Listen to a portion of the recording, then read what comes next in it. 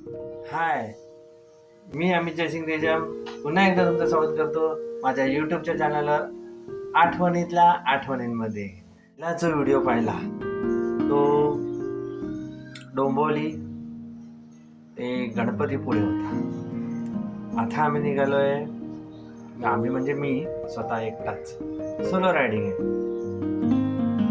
इथून खेडपर्यंत, खेडवरून कणकवली, म्हणजे सांगायचं झालं तर डोंबिवली टू कणकवली असा प्रवास आहे. यामध्ये जास्त काही व्हिडिओ घेता येणार नाही, कारण वेळेत पोचायचं आहे लग्नाला, आणि मी फोटोग्राफर असल्यामुळे मला तिथे वेळेत पोचावंच लागणार. इथून खेडवरून निघाल्यानंतर मी थेट माझ्या सासरवाडी म्हणजे लोरे नंबर 2 तिथे जाणार आहे, कारण माझी मुलगी तिथे माझे सासू आणि सासऱ्यांबरोबर येणार आहे. तर मला तिची भेट घ्यायची आहे, तर त्यासाठी मी तिथे जाणार आहे. तर हा प्रवास मी चित्रीकरण करणार आहे, तो तुम्ही बघा. तुम्हाला आवडला तर लाईक करा, सबस्क्राईब करा आणि बेल आयकॉन दाबायला विसरू नका. तर ह्यावेळीसुद्धा आपण गृहिणीसोबत जाणार आहोत. गृहिणी म्हणजे माझी बाईकचं नाव आम्ही गृहिणी ठेवलं आहे, तर त्या गृहिणीसोबत आम्ही जाणार आहोत. सकाळी 5:30ला इथून निघायचं आहे डोंबिवलीवरून, आणि पुढे किती वेळ लागतो त्यावर आहे. मग मला काही लग्नाची वगैरे शूट घेता येणार नाही, कारण मी त्या फोटोग्राफीमध्ये बिझी असणार. तर मी जे काय माझ्याकडून जेवढं काही शूट होईल तेवढं मी दाखवेन आणि तुम्ही एन्जॉय करा. तर उद्या सकाळी 5:30 वाजता निघणार आहे, आणि सामानाची आवरावर झालेली आहे. ती काय तुम्हाला दाखवायची गरज नाही, पहिल्या व्हिडिओमध्ये दाखवलं होतं. आता काय एवढं काही गरज नाही वाटत आहे मला. आपलं तुम्हाला टायमिंग सांगितलेलं बरोबर, सकाळी 5:30ला निघणार आहे. तर तिथे पोचतो आहे किती त्याच्यावर अवलंबून आहे, बाकी पुढचं बघ. तर जाण्याचं कारण असं आहे की एक इच्छा होती की माझ्या ग्रामदैवत माझं लिंगेश्वर पावणादेवी आणि माझे गुरु म्हणजे म्हटलं तर साईनाथ महाराज, स्वामी समर्थ हे आहेतच, पण मी ज्या स्थळात राहतो जे गाव आहे माझं कणकवली. तर कसं माझं गाव ॲक्च्युली कणकवलीच्या पुढे आसरोंडी, म्हणजे कणकवलीवरून काही 20-25 मिनटावर आहे ते. पण ते म्हणजे आमच्या गावाचे आराध्य आहेत, परमपूज्य श्री भालचंद्र महाराज, त्यांच्या मठात जाणार आहे.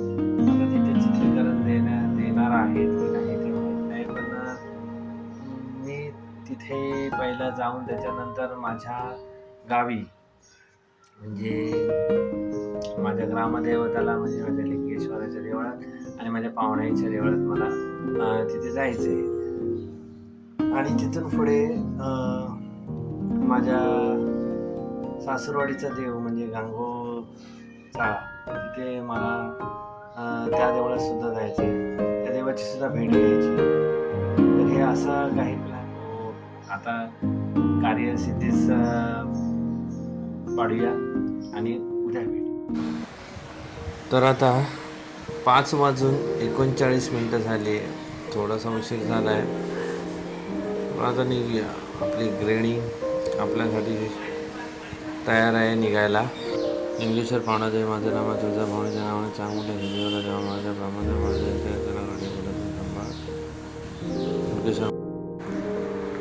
आता मी पनवेलला आलो आहे. पनवेलवरून सूर्यनारायणाचं दर्शन होत आहे, मोहक. हे आहे कर्नाळा पक्षी अभयारण्य.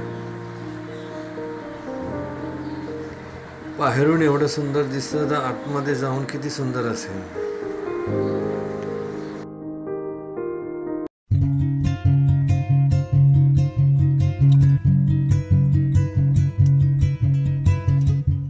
आता मी आलो आहे कासू या गावी.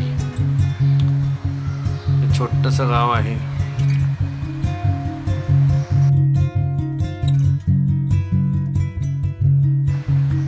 आता आलोय महाडला. सुंदर असं गाव, त्यामध्ये समोर दिसत आहेत त्या गांधार पालिंग लेण्या. ह्या लेण्या एवढ्या सुंदर आहेत की बघता क्षणीच डोळ्याचे पारणे फिटते. खूप अशा सुंदर लेण्या आहेत या. आता आलो आहे ते कशेडी बोगद्याजवळ. हा बोगदा बाहेरून जेवढा सुंदर दिसतो त्याच्याही पेक्षा सुंदर हा आतूनही दिसतो.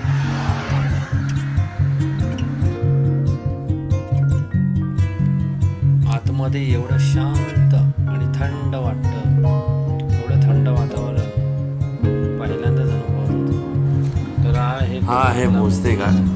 हा घाट आहे छोटा, खाली पाहिलं त्याचं वळण खूप मोठं आहे आपल्याला. आणि इथून पाहिलं खाली तर अशी टुमदार अशी छान छान घरं खाली दिसतात. बसलेलं हे छोटंसं देवाचं मंदिर बघायला किती मोहक दिसतं.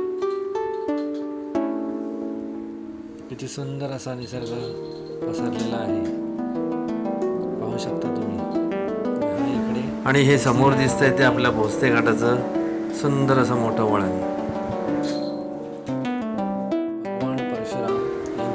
हे आपला परशुराम घाट.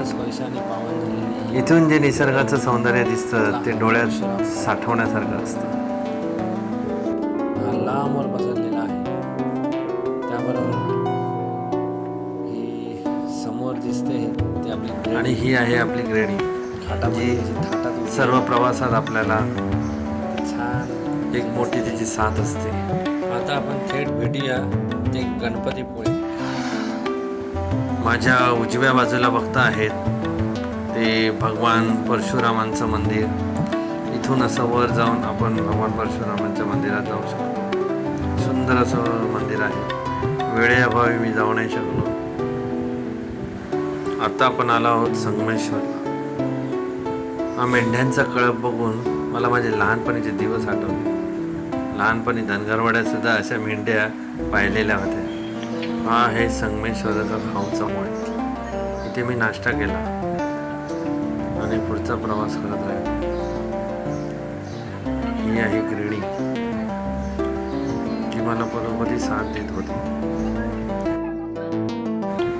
आता आपण लांजाला आलो. लांजावरून काही अंतरावरच कणकवली होती. ओढ वाढत होती.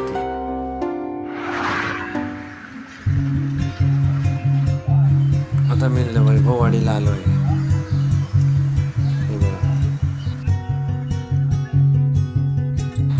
हे माझं ग्रामदैवत देवलिंगेश्वर.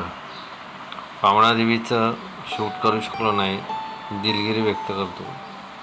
पण हे आमचं लिंगेश्वराचं मंदिर. हा बाहेरचा आवार. लांब अशी ग्रेणीला उभी केली होती आणि इथे आतमध्ये गाडी आणायला अलाउड नव्हतं.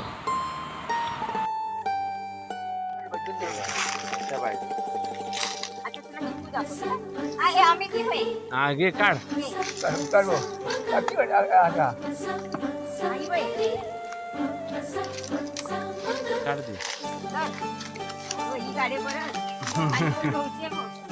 आता हाताला मिळतात त्या नाही काढत तू. तर ह्याचीच पाहिजेत वरून उडवायला.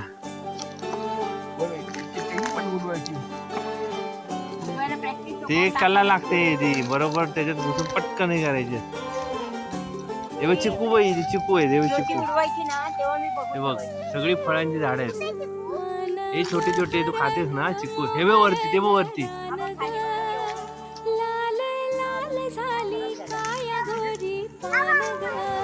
अशा प्रकारे आमचं काजू चिकू हे सगळं निवडणं चालू होतं. गावची मजा वेगळीच असते. कोण काजू दाखवत असतं, कोण चिकू दाखवत असतं, कोण कोणाशी बोलत असतं. आणि परसोत जाऊन जी काही झाडाची काजू आणि चिकू काढण्याची जी काही मजा असते ती लहानपणीच मिळते.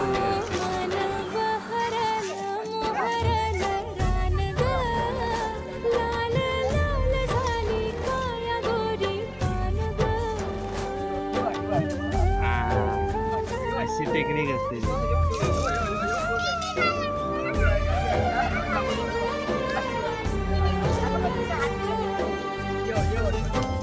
जिभ पडली तू वेच घे.